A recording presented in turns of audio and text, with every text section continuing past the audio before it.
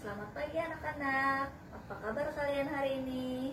Hari ini kita akan belajar bahasa Indonesia tentang menyusun cerita berdasarkan ide pokok. Nah, bagaimana? Apakah kalian sudah siap? Langsung saja ya, kita mulai. Menyusun cerita berdasarkan ide pokok.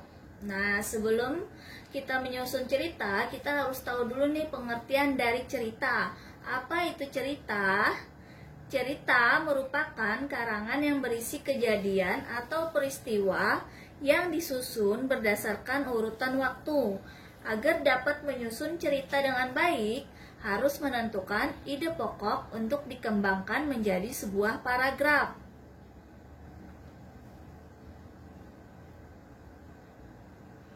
Nah, di sini ada langkah-langkah untuk mengembangkan ide pokok.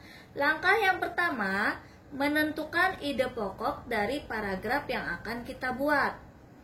Kemudian langkah yang kedua, ini membuat sebuah kalimat yang di dalamnya berisi ide pokok.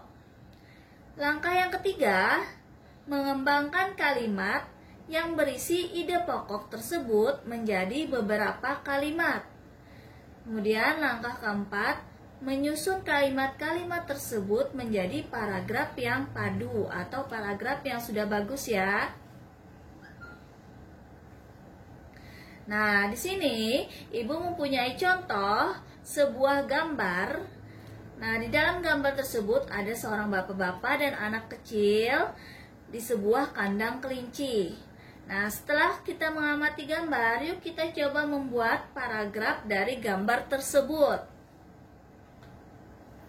Langkah pertama. Langkah pertama ini menentukan ide pokok. Ide pokok yang sudah Ibu buat yaitu membersihkan kandang kelinci. Ini ide pokoknya ya. Kemudian langkah kedua yaitu membuat kalimat berisi ide pokok. Kalimat yang berisi ide pokoknya sudah Ibu buat yaitu pada suatu sore Bimo dan Ayah membersihkan kandang kelinci bersama-sama. Nah, masih ingat yang ide pokok Ibu buat tadi adalah membersihkan kandang kelinci. Jadi kalimat utamanya pada suatu sore Bimo dan Ayah membersihkan kandang kelinci bersama-sama. Yang ketiga, mengembangkan kalimat yang berisi ide pokok tersebut menjadi beberapa kalimat. Ini adalah langkah yang ketiga. Nah, pengembangan kalimat yang sudah Ibu buat di sini ada 5 kalimat.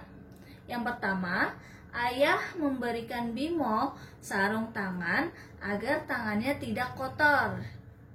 Kemudian kalimat yang kedua Ibu juga sudah buat. Setelah menggunakan sarung tangan, Bimo mulai membantu Ayah. Kalimat yang ketiga, Bimo memasukkan sisa makanan kelinci ke keranjang. Kalimat yang keempat, kotoran kelinci-kelinci tersebut tidak lupa disapu. Dan kalimat pengembang yang kelima, ini kandang kelinci harus dibersihkan untuk menjaga kesehatan kelinci.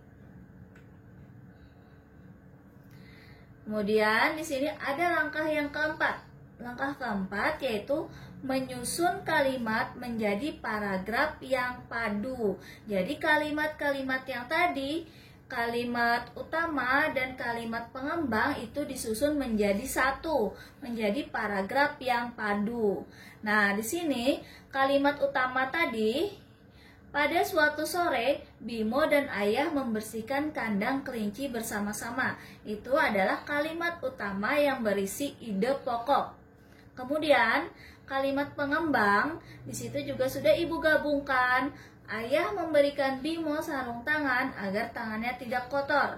Setelah menggunakan sarung tangan, Bimo mulai membantu Ayah. Bimo memasukkan sisa makanan kelinci ke keranjang. Kotoran kelinci-kelinci tersebut tidak lupa disapu. kandang kelinci harus dibersihkan untuk menjaga kesehatan kelinci. Nah, ini sudah dibuat menjadi sebuah paragraf yang padu atau paragraf yang sudah sempurna. Nah, di sini Ibu mempunyai tugas untuk kalian. Kalian bisa lihat di buku tema 1, halaman 26. Ingat, di buku tema 1 halaman 26. Di buku tema 1 tersebut sudah ada gambar seperti yang di layar. Itu adalah gambar anak-anak sedang memberikan makan di kolam ikan. Nah, Ibu minta kalian menentukan ide pokoknya. Ide pokok dulu. Kemudian kalian menentukan kalimat yang berisi ide pokok tersebut sesuai gambar. Setelah itu membuat pengembangan kalimat. Itu ada 5 pengembangan kalimat, sama seperti contoh Ibu ya. Setelah sudah dibuat kalimat utama dan kalimat pengembang, Ibu minta kalian buat paragraf yang sudah padu. Paragraf yang sudah sempurna ya.